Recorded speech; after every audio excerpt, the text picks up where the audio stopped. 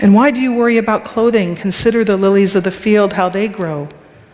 They neither toil nor spin, yet I tell you that even Solomon in all of his glory was not clothed like one of these. But if God so clothes the grass of the field, which is alive today and tomorrow is thrown into the oven, will he not much more clothe you, you of little faith?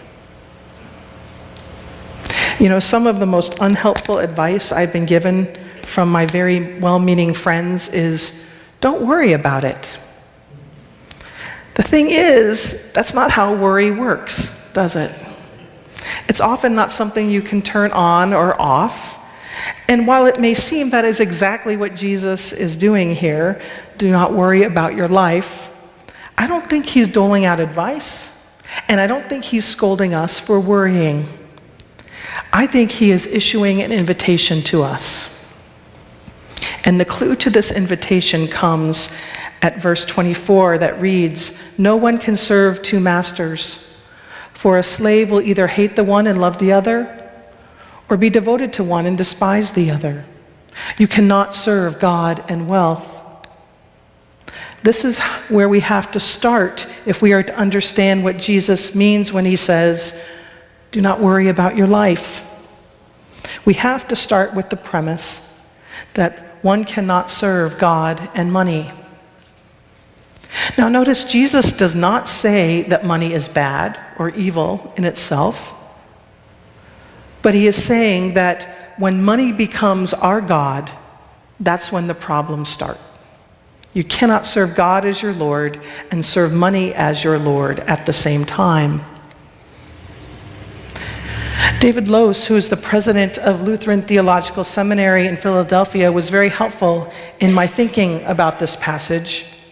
Because even when you think money will buy you happiness, in the end, you end up wanting more, right? Look at how many lottery winners end up worse off than before they won the lottery.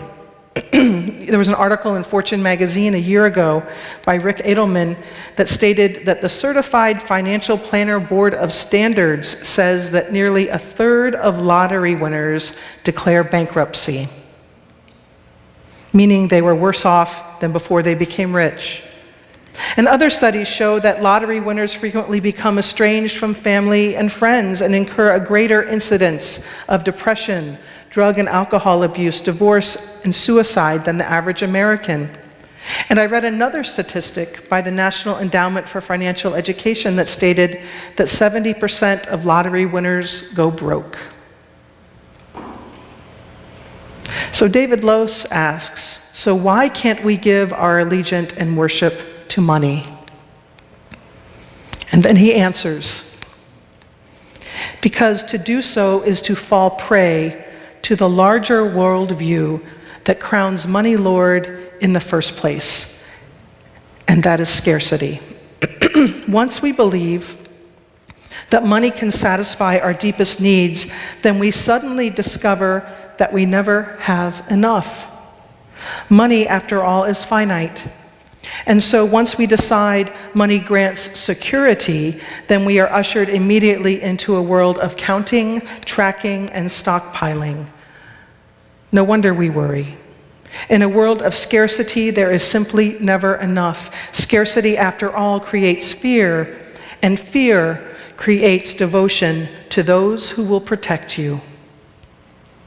Abundance, on the other hand, produces freedom. But God doesn't operate from scarcity. God operates out of abundance. This is the world that Jesus invites us into, a world of abundance and generosity and new life. And it is also a world of fragility, trust, and vulnerability. Lilies and birds, after all, can't defend themselves, but must trust God's providence and love.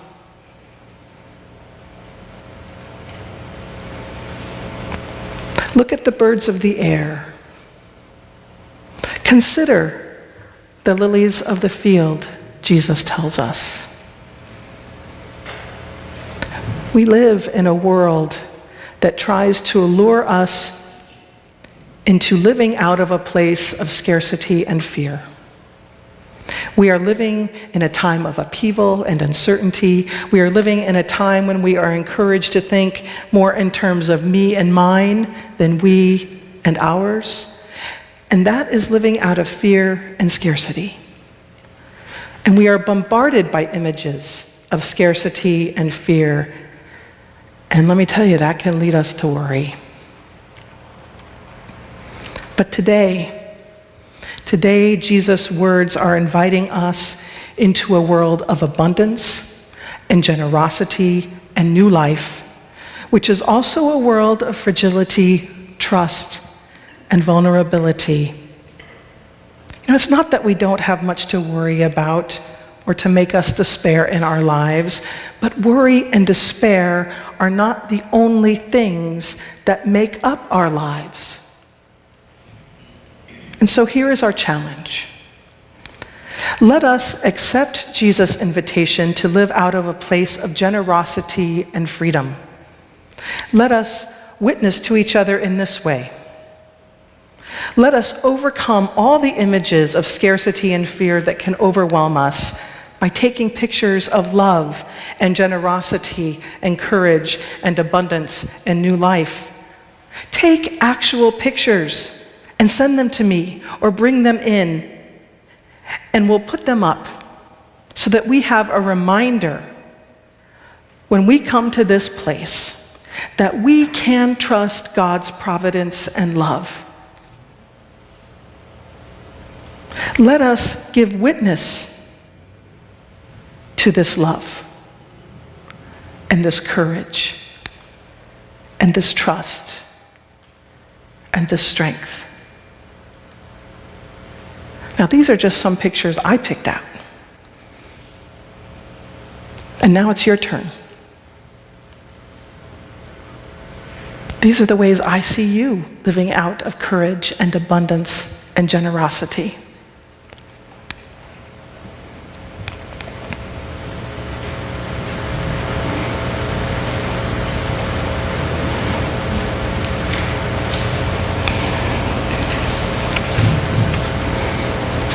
When despair for the world grows in me and I wake in the night at the least sound in fear of what my life or my children's lives may be, I go and lie down where the wood drake rests in his beauty on the water and the great heron feeds. I come into the peace of wild things who do not tax their lives with forethought of grief. I come into the presence of still water, and I feel above me the day-blind stars waiting in their light, and for a time I rest in the grace of the world and am free. We cannot serve God and money. We cannot live a life of scarcity and fear and abundance and freedom simultaneously.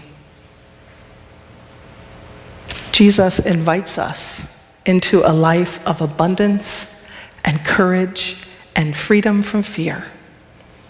We are invited to trust in the providence and love of God and to come into the peace of wild things who do not tax their lives with forethought of grief. Consider the lilies of the field and rest in the grace of the world and be free. Amen.